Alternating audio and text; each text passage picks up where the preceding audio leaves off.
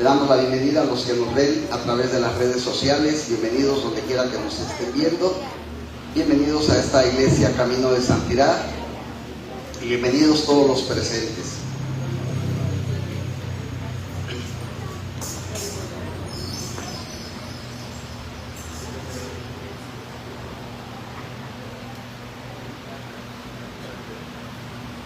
Y bueno, ahora sí podemos tomar asiento. Bienvenido, mi hermano Macario. Dios me lo bendiga.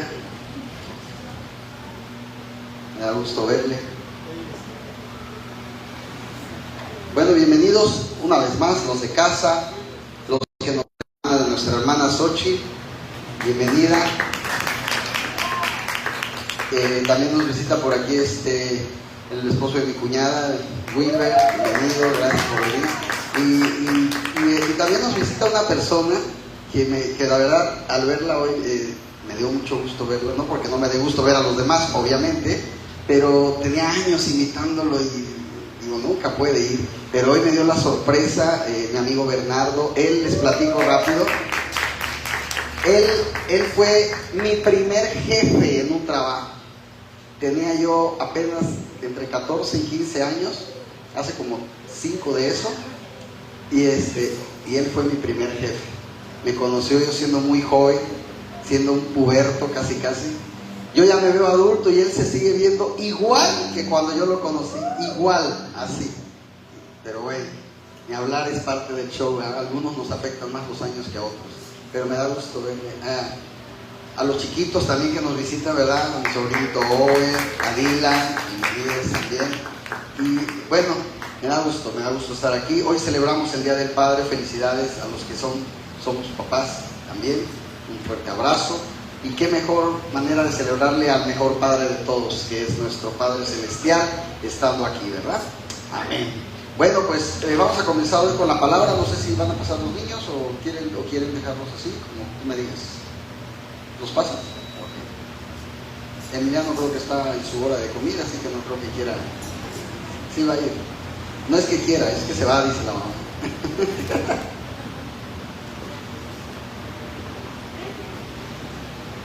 Y los que nos quedamos aquí, nos vamos con el platillo fuerte, que es la palabra del Señor. Y hoy sin duda va a ser un mensaje que yo creo que va a tocar lo más profundo de nuestras entrañas en general. Pero antes de comenzar, me gustaría que así como están, inclinen su rostro y hablen con el Señor. Pídanle al Señor qué es lo que ustedes quieren que el Señor les hable esta mañana.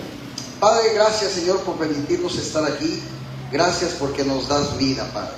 A pesar de problemas, de enfermedades, de situaciones ajenas a nuestra voluntad, Señor, gracias porque a pesar de todo eso estamos vivos. Gracias por permitirnos estar aquí, Señor. Y sé tú, Padre, que tu Espíritu Santo hoy nos hable esta mañana a nuestras mentes, a nuestros corazones, Señor. Usa tú mi boca y mi lengua, Señor, para hablar este mensaje. Y que nos redarguya, Señor, que nos hable, que nos diga si hay algo en nosotros que necesitemos cambiar. Y gracias, Señor, porque eres el mejor Padre que pudimos haber tenido. Eres el Padre por excelencia, Señor. Qué mejor ejemplo el que tú nos das para tratar, Señor, de ser un poquito como tú en esta tierra, Señor, como padres, los que tenemos ese privilegio, Señor. Y a los que todavía no lo son, que puedas irles enseñando y mostrándoles, Señor, para ir aprendiendo lo que en un futuro puedan ser. Gracias, Señor, bendito seas en el poderoso nombre de Jesús. Amén y amén. El título de este mensaje, hermanos, me decía alguien por ahí: oye, está muy raro el título de tu mensaje de esta semana. Dice, ¿qué significa eso? Dice el título: ¿quién me diera, hijo mío? ¿Quién me diera? Y esta frase la saqué de las citas que vamos a estar estudiando hoy.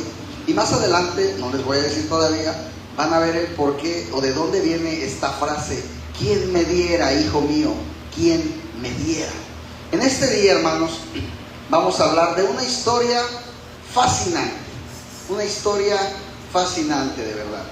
Esta es una historia que a mí en lo particular ha dejado una gran enseñanza.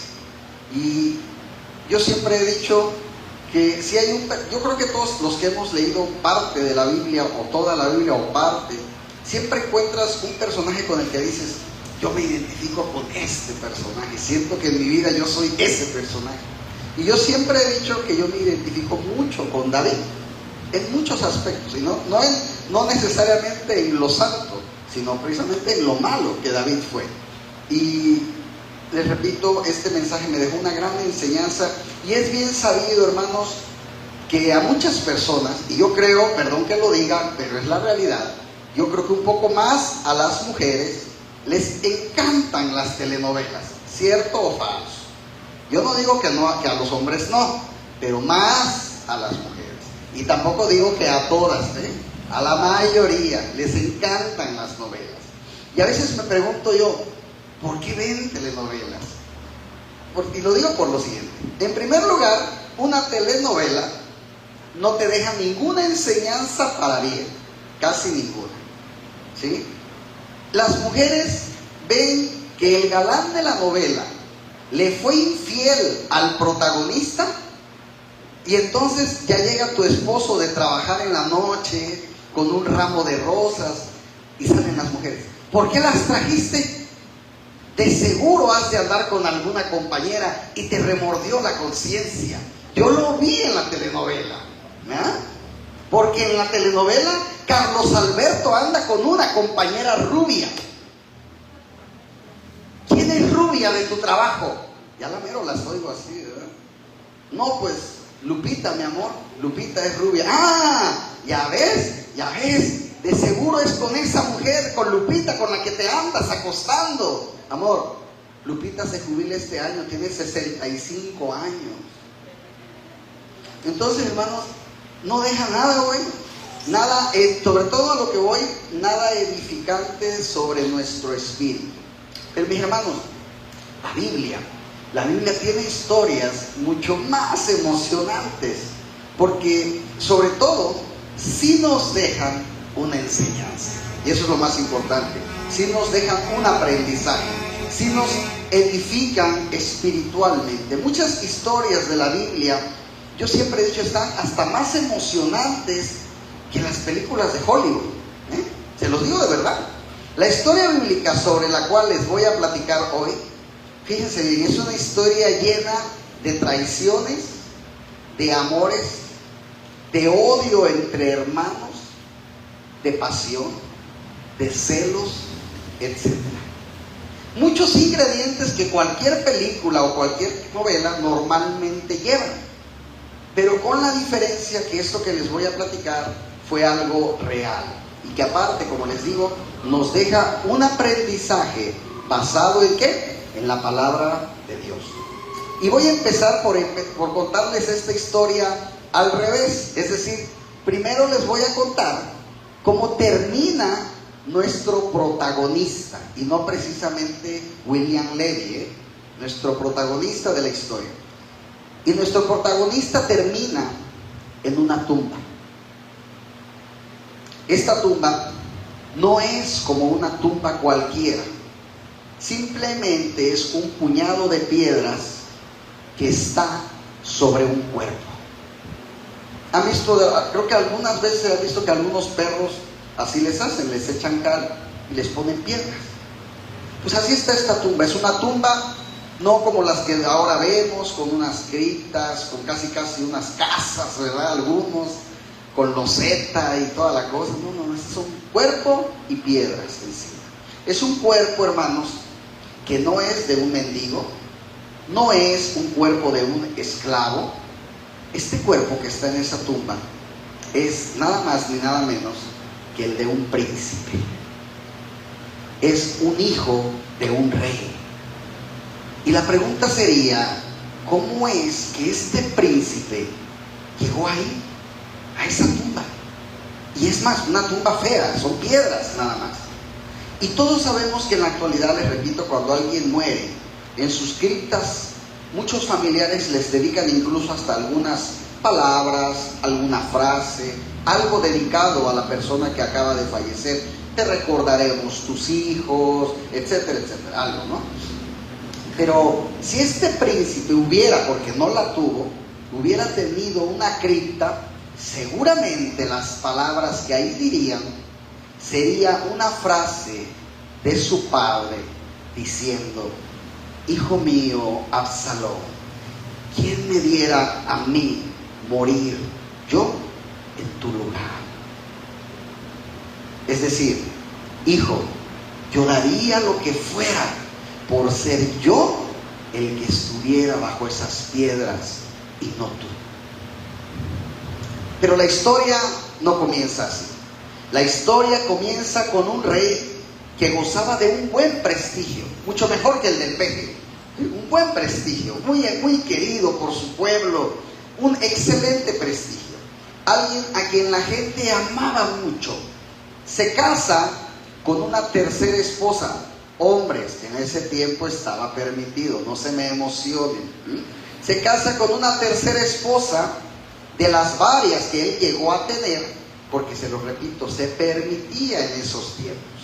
Esta tercera esposa era una mujer divina, muy hermosa, llamada Maacá, con la cual tuvo dos hijos. Uno se llamó Absalón y una niña que se llamó Tamar. Y la Biblia dice que Absalón, desde la punta de su cabeza hasta la punta de sus pies, no había en él defecto alguno. Y hoy el libro que vamos a estar estudiando es el libro de Segunda de Samuel. Así que los que traigan su Biblia, busquen, y si no, los que no traigan, escuchen. Segunda de Samuel 14, versículo 25. Segunda de Samuel 14, versículo 25.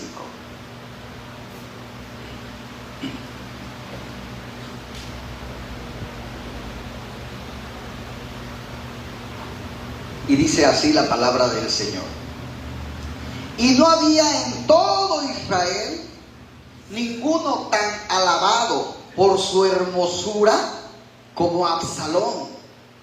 Desde la planta de su pie hasta su coronilla no había en él defecto. ¡Wow! O sea, mis hermanos, que podríamos decir que Absalón era casi un acapulqueño, ¿no? Así, de guapo, perfecto. Y en el segundo libro de Samuel nos habla que él tenía una cabellera negra y que él se cortaba el pelo una vez cada 2 años. Fíjense, ¿eh? Y cuando él hacía eso, que se cortaba el pelo cada 2 años, dicen que el peso del cabello llegaba incluso hasta los 2 o 3 kilos aproximadamente.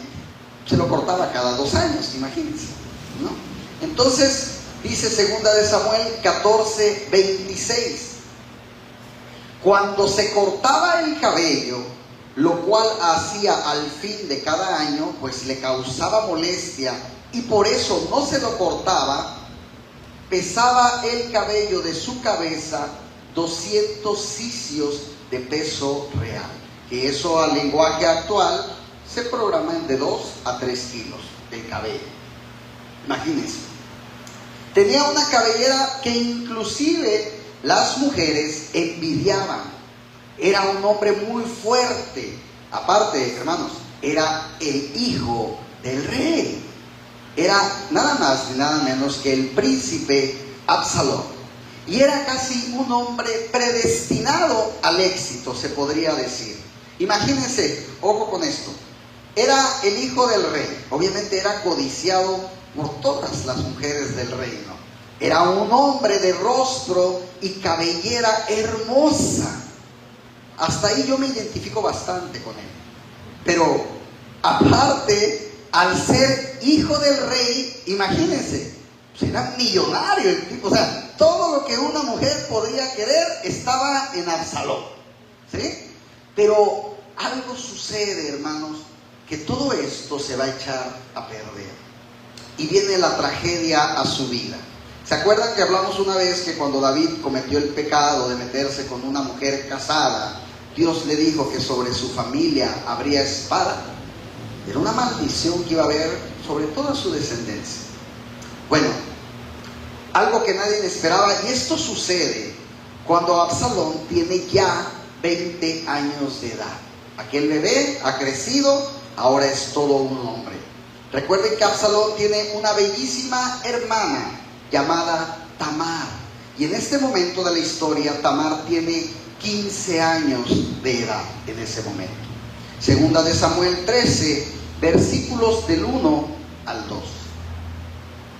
Aconteció después de esto, que teniendo Absalón, hijo de David, una hermana hermosa que se llamaba Tamar, se enamoró de ella Amnón, hijo de David. Ojo aquí, pausa. Estos dos, Absalón y Tamar, eran hijos del papá y la mamá.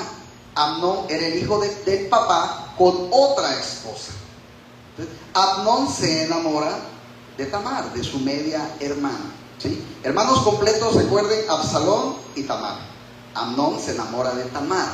Y dice, y estaba Amnón angustiado hasta enfermarse por Tamar, su hermana, pues por ser ella virgen, le parecía a Amnón que sería difícil hacerle cosa alguna. Y por cosa alguna, yo sé que todos aquí me entienden. La Biblia nos habla, hermanos, de que ella era virgen, y un hermanastro de ellos dos, llamado Amnón, empieza a enamorarse de la media hermana, al punto que la palabra dice que él estaba enfermo de amor.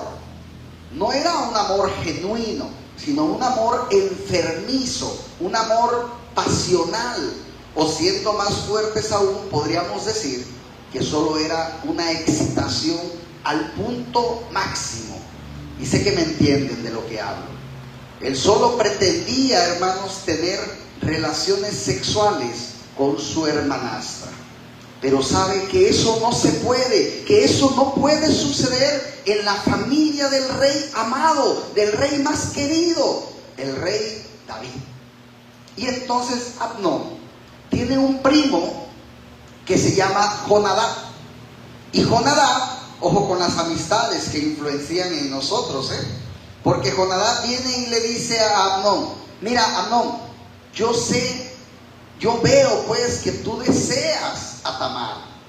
¿Por qué no hacemos un plan para que tu sueño se haga realidad? Y este plan, mis hermanos, consiste en que Amnón se haga el enfermo, que tiene mucha fiebre, para que cuando su papá se dé cuenta que él está enfermo, él pueda decirle, oye papá, me siento muy mal, ¿por qué no mandas a mi hermana Tamar a que me cuide a mi habitación? Y entonces así pueda él estar solo con ella en sus aposentos. Segunda de Samuel 13, versículo 5.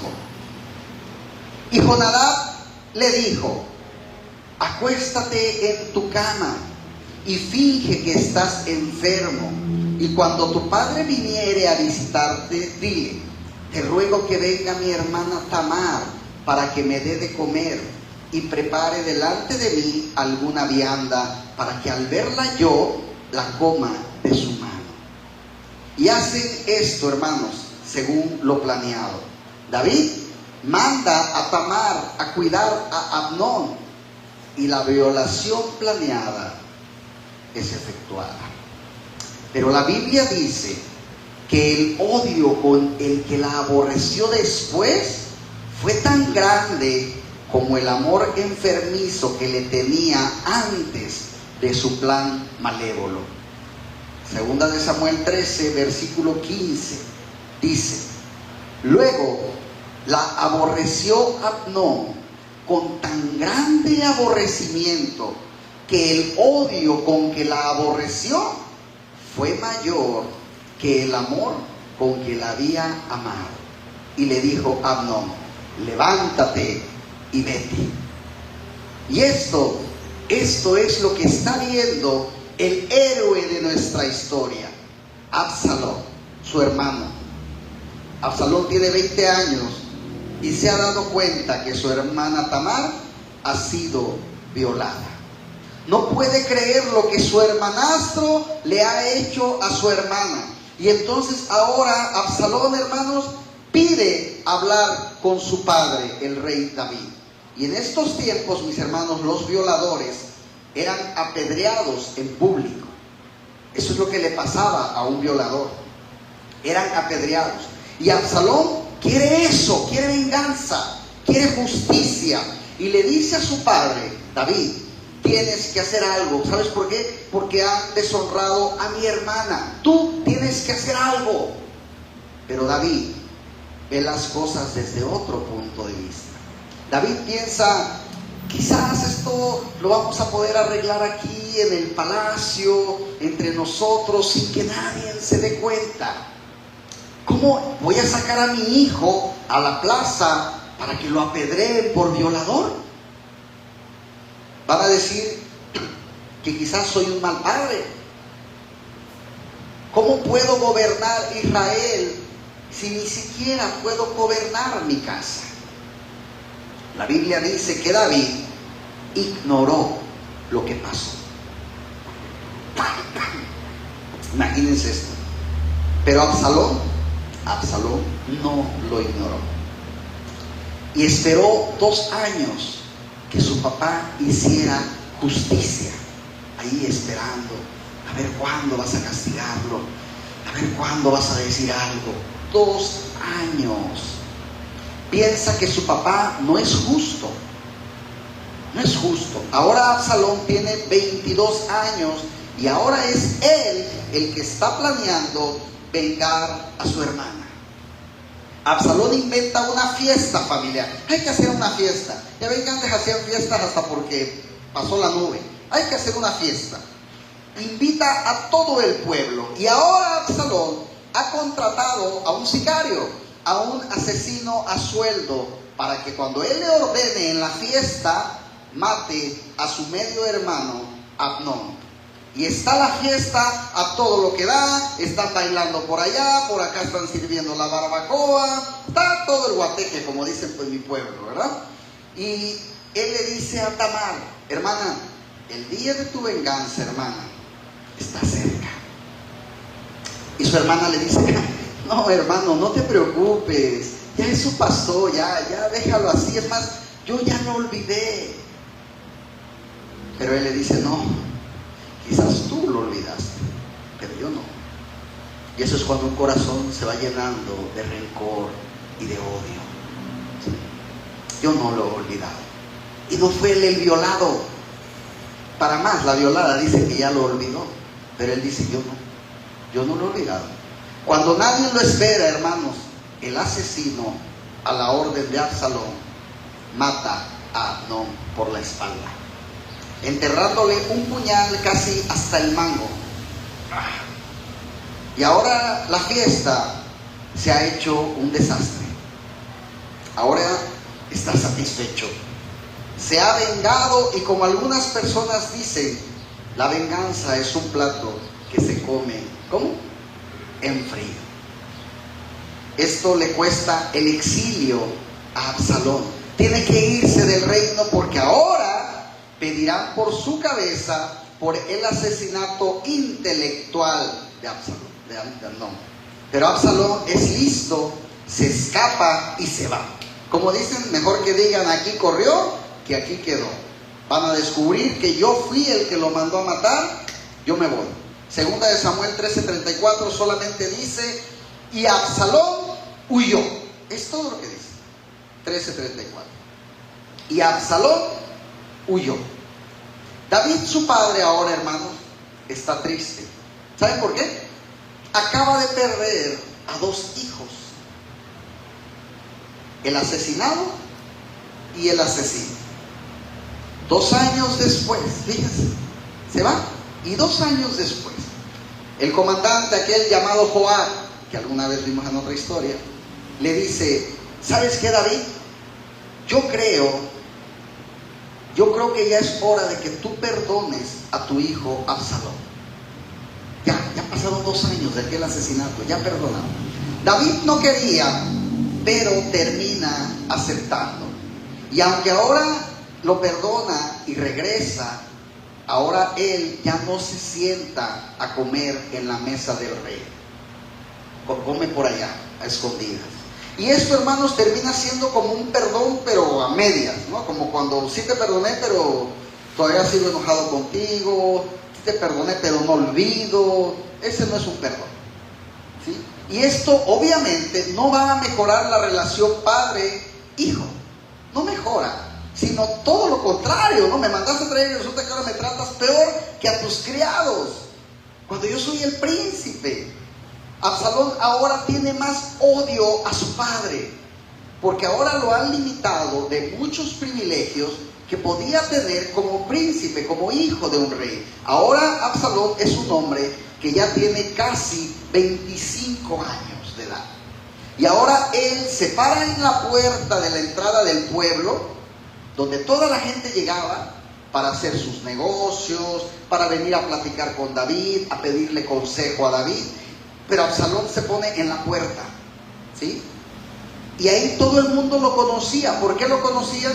Porque era el hijo del rey, ¿sí? Además, recuerden, ya les dije que Absalón era tan bello como un acapulqueño, ¿verdad? Así más o menos.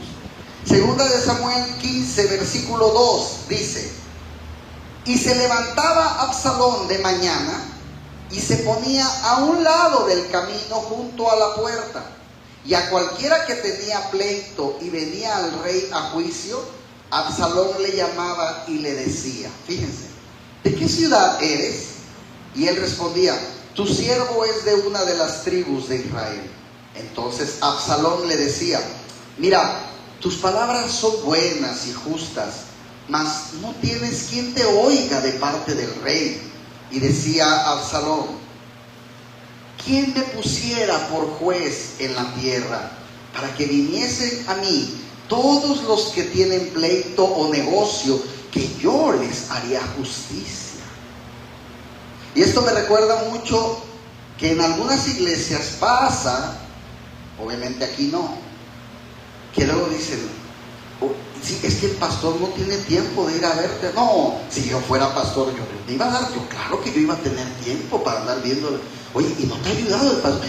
No, no te ayudó. Cuando yo sea pastor, no, yo voy a ayudar a la gente, no como el que tenemos. Que no. Así se ponía Absalón, ¿no? No, el rey no tiene. No, cuando si yo fuera rey, no, yo les ayudaría a todos. Así hay gente. Y entonces, como la gente, como a todo príncipe, pues le querían hacer reverencia, ¿no? Cuando lo veía, y él les decía, no lo hagas conmigo. Yo no tengo necesidad, porque yo soy como tú, yo soy del pueblo, ¿sí? No, eso hácelo a David, que él quiere que le hagan reverencia. A mí no te preocupes, levántate. Somos casi hermanos, ¿no? Formas de ganar, como los políticos en campaña, cuando te abrazan, ¿no? Ya después ya no te pelan, así más o menos. Y bueno, casi a Absalón le faltó decir, soy tu brother y somos Israel, pero ya no dijo eso, ¿no? Pero Absalón lo que quería realmente era ir poniendo a la gente en contra de David. Empieza a darle consejería al pueblo, argumentando que David pues no tiene tiempo, siempre está ocupado. Y dice que la gente obviamente lo empieza a querer, ¿sí? Pero no sabía la gente realmente sus intenciones. La gente empieza a decir, fíjate que yo estoy pensando que estaríamos mejor si Absalón fuera el rey que David. Y Joab le dice a David, David, he escuchado que la gente ya no te quiere. Ahora quieren de rey Absalón. Es decir, se está formando un golpe de estado. Te quieren derrocar. Su propio hijo, hermanos, queriéndole hacer daño a su padre. Lo que David no sabe es que Absalón no solamente quiere el trono, también quiere la vida de su padre. Él tiene un hambre y una sed de venganza. Él tiene un corazón lleno de odio. David sabe que va a llegar el momento en que va a tener que enfrentar a su hijo. Y esto me hace pensar, hermanos, y ustedes me van, los que somos papás y mamás, ningún padre quiere pelear con su propio hijo. Ninguno. Pero sus sargentos le aconsejan diciéndole que este enfrentamiento se puede evitar. Así que David, en uno de sus días más vergonzosos como rey, se escapa por el monte de los olivos solamente con 600 hombres. Y cuando digo solamente es porque el ejército de David era de millones, y se va solo con 600 hombres, escondido, a huir de su hijo, para no enfrentarlo, para no pelearse con él. Y se esconde en un sitio que se llamaba Mahanaim. Y David piensa, si yo me voy, mi hijo va a tomar el trono, se va a hacer rey, y ya, no pasó nada, no va a morir nadie. Que tome el trono, si eso quiere, que lo tome, que se quede como rey.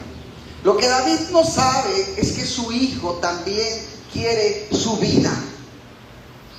Posteriormente, uno de sus sargentos le dice a David eso: David, él no nada más quiere el trono, él te quiere a ti, te quiere a ti. Imagínense, quiere una pelea contigo. Y le dice David: su majestad, ¿es usted o él? Así que David decide ir a luchar, decide ir a la pelea. Pero ojo, sus sargentos muy listos le dicen: no, David, tú quédate aquí y vamos a ser nosotros los que vamos a ir y vamos a pelear por ti, para que no te vaya a pasar nada, no te preocupes, aquí quédate tú escondido, ¿sí? Nosotros vamos a ir a pelear esta guerra. Segunda de Samuel 18, versículo 3. Mas el pueblo dijo: no saldrás, porque si nosotros huyéremos, no harán caso de nosotros. Y aunque la mitad de nosotros muera, no harán caso de nosotros. Mas tú ahora vales tanto como 10,000 de nosotros. Será pues mejor que tú nos des ayuda desde la ciudad. Quédate, vamos a ir a pelear nosotros. No importa que nos maten, lo importante eres tú, nosotros no importamos. Empieza esta batalla, hermanos. Fíjense el dato que les voy a dar, en los que casi mueren 20,000 hombres de Israel por un problema familiar que empezó en la intimidad de una habitación. 20,000 personas murieron. Segunda de Samuel 18, en el versículo 7. Y allí cayó el pueblo de Israel delante de los siervos de David. Y se hizo allí en aquel día una gran matanza de 20,000 hombres. No lo digo yo, lo dice la Biblia. 18, del 9 al 12. Y se encontró Absalón con los siervos de David. E iba Absalón sobre un mulo, y el mulo entró por debajo de las ramas espesas de una gran encina, y se le enredó la cabeza en la encina. Y Absalón quedó suspendido entre el cielo y la tierra, y el mulo en el que iba pasó delante. Viéndolo uno, avisó a Joab diciendo: he aquí que he visto a Absalón colgado de una encina. Y Joab respondió al hombre que le daba la nueva: y viéndolo tú, ¿por qué no le mataste luego ahí, echándole a tierra?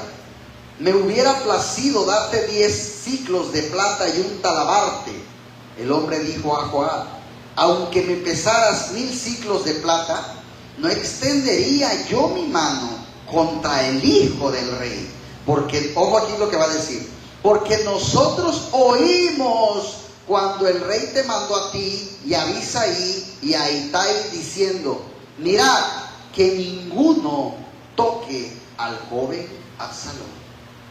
Vayan, peleen, derroten a ese ejército, pero por favor, a mi hijo no me lo toquen. Y este soldado oyó, y cuando lo vio colgado dijo: no, el rey dio una orden, yo obedezco.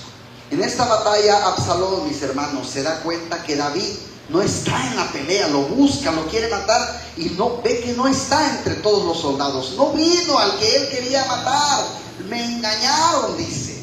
Y entonces él empieza a correr: lo voy a ir a buscar, yo lo voy a ir a buscar.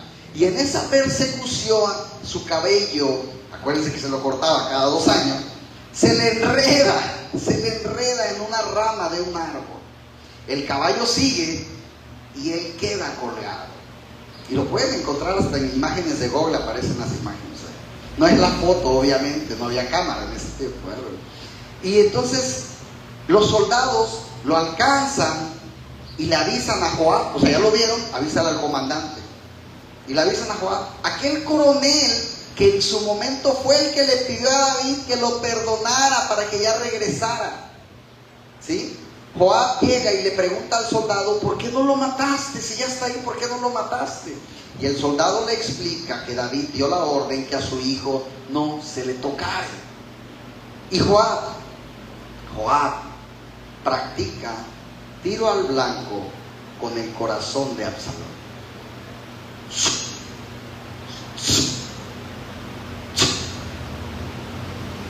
Y para terminar la faena, le corta el cabello. Le preguntan los soldados, ¿lo enterramos? Y Joab les dice, un soldado merece un sepulcro. Él no, solo tápenlo con piedras. Esta es la tumba de la que yo les hablé cuando empecé este mensaje. Cuando regresan y le dicen a David, Rey David, ojalá que todos sus enemigos fueran como Absalón. Acaba de morir con 3 lanzas en el corazón. La guerra ha terminado.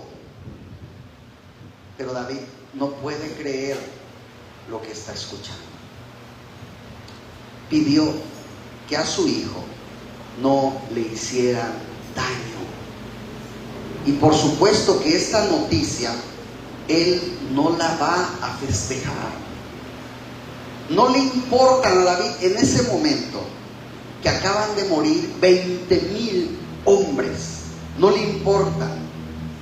Y entonces él pronuncia estas palabras: Hijo mío, Absalón, ¿quién me diera a mí morir yo en tu lugar? Hijo mío, Absalón. Segunda de Samuel 18:33. Entonces el rey se turbó y subió a la sala de la puerta y lloró.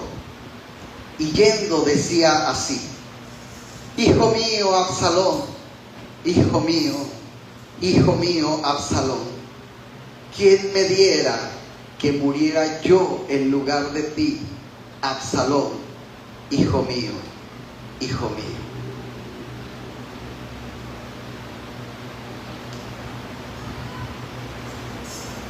¿Por qué un padre, hermanos, llora la muerte de un hijo que le ocasionó tanto daño? Un padre que siendo rey dice que quisiera tomar el lugar de su hijo muerto, por la sencilla razón, mis hermanos, que sabía que él había sido el autor intelectual de ese crimen. No porque mandó a los soldados a la batalla, sino porque hace 5 años atrás no hizo justicia paterna. David, sin darse cuenta, empujó a ese hijo a hacer lo que había hecho. Si hace 5 años él hubiera sido más padre y menos rey, no tendría hoy un hijo asesinado. Hermanos, ¿puedes quitar el Bluetooth?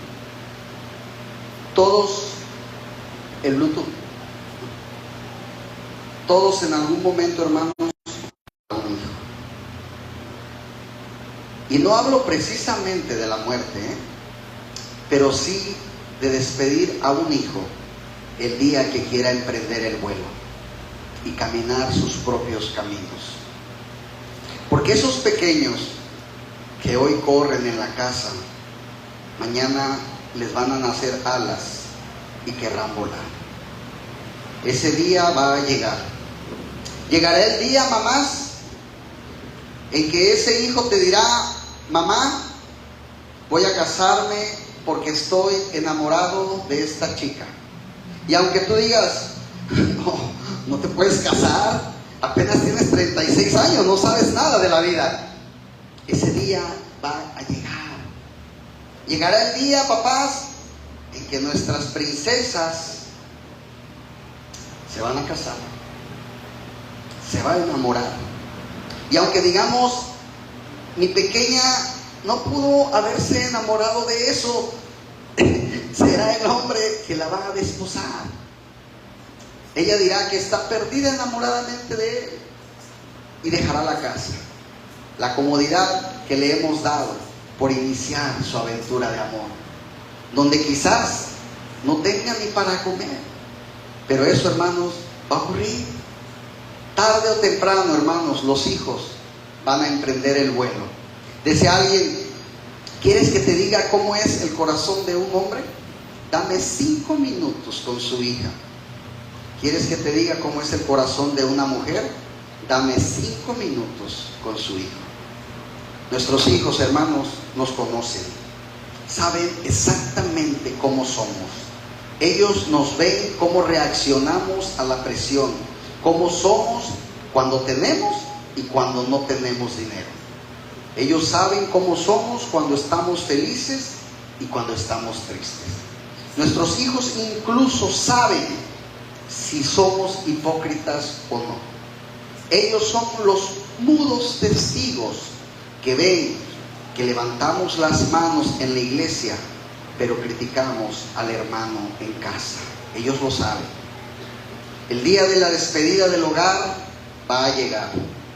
El día en que ella esté vestida con un traje blanco o él con un traje negro, o quizás una maleta porque se va a estudiar o a trabajar a otro lado, va a llegar.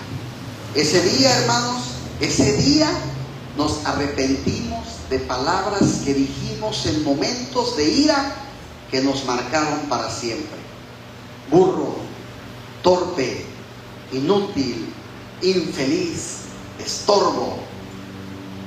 Y si decimos: es que cuando yo me enojo o estoy nervioso o nerviosa, digo cosas que no siento.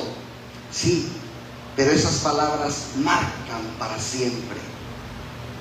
Ese día nos arrepentimos también de las palabras que no dijimos, porque estábamos muy ocupados con cosas del hogar o del trabajo y no estábamos pensando en aprender a vivir con nuestros hijos.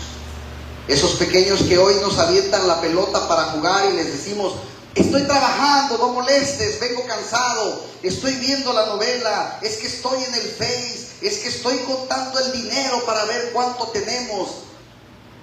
Esos niños un día crecerán y ahora de viejos nosotros les tiraremos la pelota a ellos y ya no te harán caso, porque ahora serán maduros para darse cuenta que ya es tarde para jugar. Ese día llegará y uno se arrepiente de acciones, de palabras, de frases. Quizás no vamos a decir: ¿quién me diera que yo muriera en tu lugar? Pero quizás sí digamos: ¿quién me diera volver 20 años atrás, hijo mío, hijo mío? ¿Quién me diera volver 30 años atrás y reparar esto que yo hice mal, de no saber ser padre o de no saber ser madre cuando más me necesitabas? ¿Quién me diera volver años atrás y darme cuenta que juntar dinero no lo era todo? Pagar deudas no lo era todo. Yo de repente subo fotos en mi Face o algo con mi mamá y de repente les decía alguna vez, me han llegado a preguntar que por qué yo casi no subo fotos de mi papá.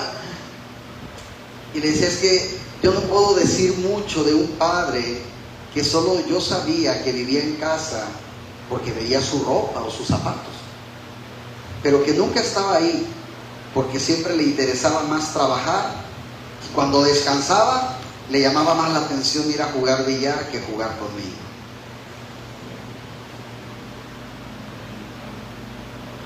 Nuestros hijos van creciendo y hay padres que ven a sus hijos en la cama o en la cuna, se van a trabajar y dejan a los hijos durmiendo, regresan de noche y otra vez están durmiendo.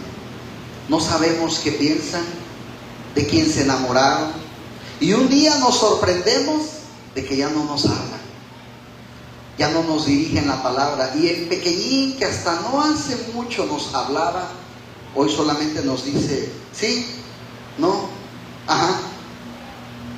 Y entonces culpamos a la escuela, culpamos a los amigos, culpamos al internet, culpamos a la televisión, incluso culpamos a la iglesia. Sí, un día esos chicos se convirtieron en fantasmas del internet y hoy no te dirigen la palabra. Adivinen de quién es la culpa. Hay una diferencia que yo tuve entre mi padre y mi madre, y ya se los he platicado y no me gusta ser repetitivo, pero en estas cosas hoy lo amerita. Con mi mamá siempre pude platicar, y perdón, se los repito si se los he dicho antes, pero la ocasión lo amerita. Con mi mamá hablé de mis problemas, de mis amores, de mis tristezas. Caso contrario, con mi papá muy poco lo he podido hacer. Hoy lo invité y me dijo que sus hijas lo habían invitado a comer. Y el único consejo que mi papá me dio un día fue antes de casarme con Leti. Y él me dijo muy seriamente, ven, te quiero dar un consejo. Y me sentí emocionado. Y él me dijo, ya que te vas a casar, cuando llegues a andar con otra mujer, tienes que ser muy inteligente para que Leti no se dé cuenta y así puedas llevar siempre la fiesta en paz. Ese es el consejo que mi padre me ha dado. Nada o muy poco tuve de él, como un te amo, un abrazo o un beso. No importa la edad que tengan tus hijos, muy en el fondo, aunque no lo digamos, siempre nos hace feliz el abrazo de un padre o de una madre, siempre. Se dice que había un matrimonio con 4 hijos, que eran muy pobres y que se estaban muriendo de hambre, no tenían nada, y de repente les llega una oferta de un matrimonio millonario que no podía tener hijos. Y les dijeron, les vamos a comprar a uno de sus hijos. No podemos tener, pero nosotros en vez de pagar un orfanato, pues preferimos mejor ayudarles económicamente a ustedes lo suficiente para que sus otros 3 hijos puedan comer bien, tengan un buen hogar. Y nosotros a ese hijo que ustedes nos vendan, lo vamos a tratar como un rey, no le va a faltar nada. Entonces por la noche los padres empiezan a ver a los hijos dormidos en sus camas y ven al primero de 11 años y la mamá dice, no, él fue el que se aguantó cuando no sabíamos cómo tratar a un bebé. Es quien más ayuda hoy en la casa por ser el mayor. Van con el segundo y el papá dice, no, él tiene asma, y aunque ellos seguramente le van a dar las mejores medicinas, solo tú y yo como papás sabemos cuando su respiración está fallando, él nos necesita. Van con el tercero, el más pequeño, y dicen, no, él no, él es el más pequeño, gracias a él todavía vemos juguetes en la casa, travesuras, él no. Y por último van con el del medio, el más rebelde, y aunque quizás era el más travieso, ellos dicen, es el que tiene el peor carácter de todos. Solo papás que lo amen de verdad van a poderlo ayudar a crecer y a mejorar ese carácter tan feo que tiene. Y fue así que decidieron que si morían, iban a morir juntos, pero no estaban dispuestos, hermanos, a vender a uno de sus hijos. Los que somos papás podemos comprender esta historia. David era un gran rey, lo sabemos, fue un gran guerrero, no perdió, dice la Biblia, una batalla en su vida, no perdió. Era un gran administrador, era un gran ministro, era un gran adorador de Dios, pero falló como padre. David nunca más fue igual después de la muerte de su hijo. ¿De qué le servía ser un gran rey, hermanos, si tuvo el desprecio de sus hijos? Y muchas veces a nosotros, ¿de qué nos sirve tener un gran carro, una gran casa, un gran negocio, una cuenta en el banco con muchos ceros, si nos hemos ganado el desprecio de nuestros hijos? Nosotros como padres somos en gran medida responsables del futuro de nuestros hijos, para bien o para mal. Nuestras decisiones, sin duda, son decisiones generacionales. Y esta historia, los que ya la saben, es de hace aproximadamente 30 años. Una joven divorciada con 2 hijos, uno de 7 y otro de 13, entregada por completo al mundo, al baile, a la fiesta, como muchos de nosotros alguna vez. Un día fue invitada a una iglesia cristiana, así como tú y como yo.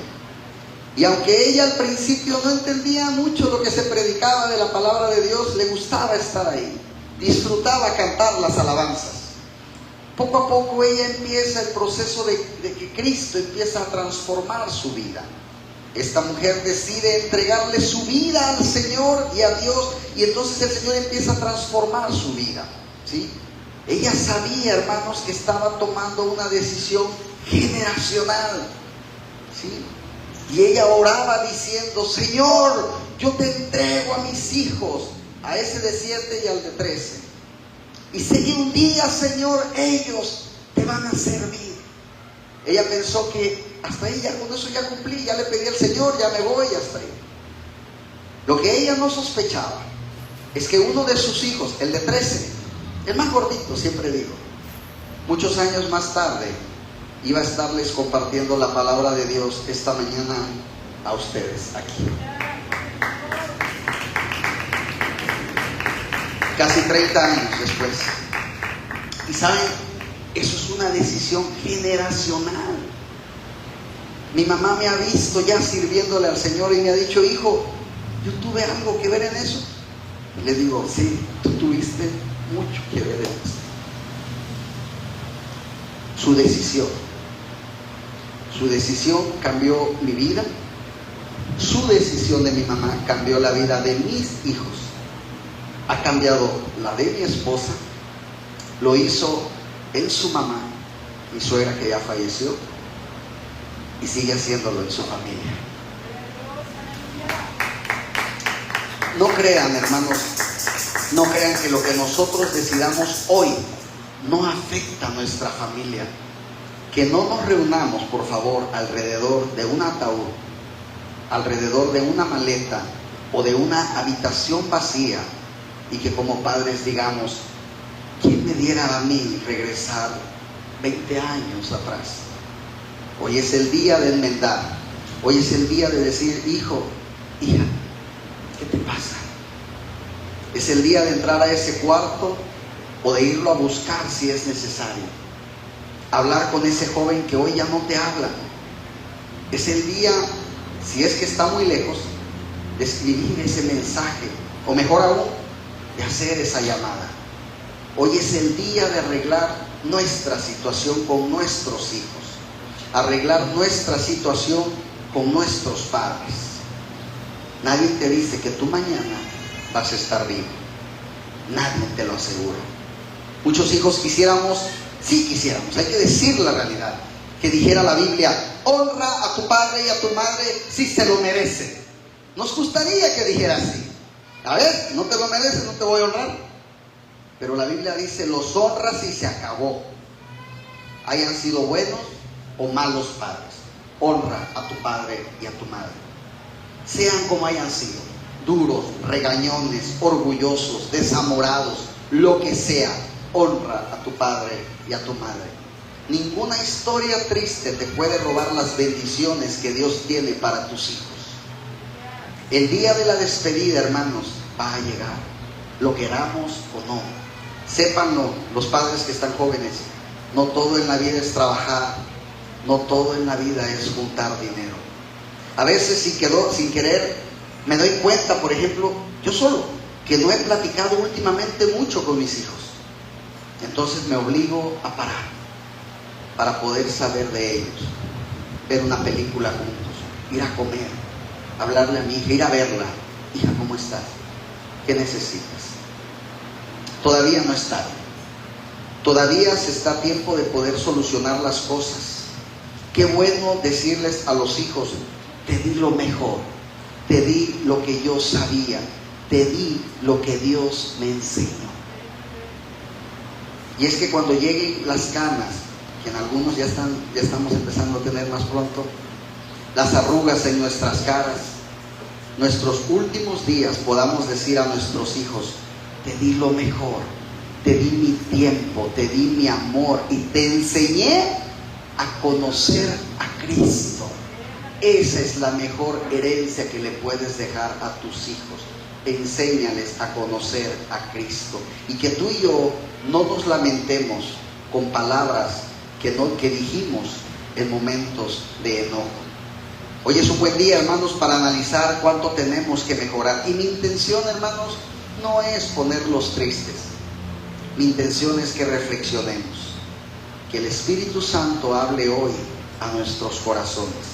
Es triste, se los digo por experiencia, ver en un funeral a hijos llorándole al padre o a la madre, gritando: perdóname, debí amarte más, debí darte más tiempo, debí abrazarte más, debí besarte más.